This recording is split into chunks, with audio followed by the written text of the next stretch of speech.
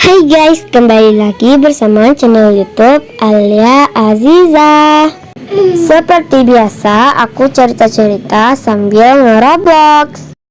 Tapi cerita kali ini cerita horor ya. Langsung aja kita masuk ke ceritanya.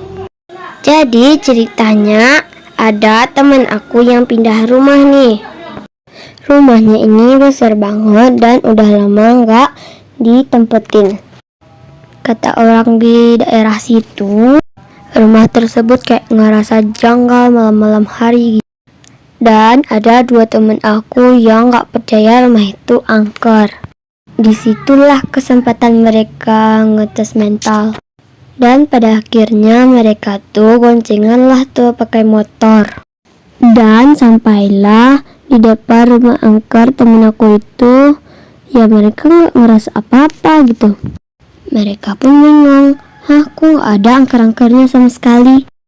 Pada pagi hari di sekolah, dan mereka ngeceritain ke kita semua nih tentang apa yang mereka lihat dari malam itu. Dan ada salah satu teman aku tuh yang suka ember atau cepu. Dan disitulah kesempatan dia ngasih tahu cerita ini ke teman aku yang rumahnya angker itu. Saat jam istirahat, mulailah tuh dia ngeceritain semua apa yang kami ceritain tadi ke si orang rumah angker itu.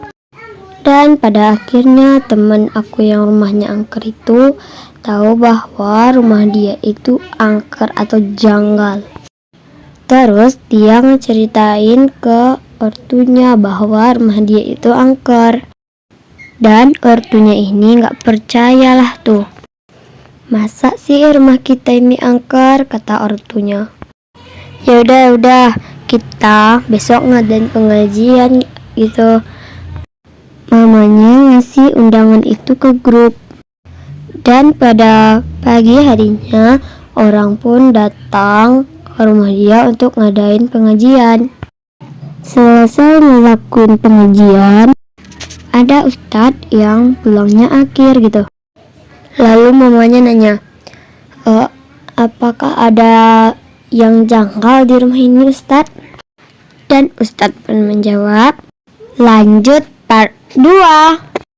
Ditunggu ya guys. Maaf mengganggu. Sekian, terima upah.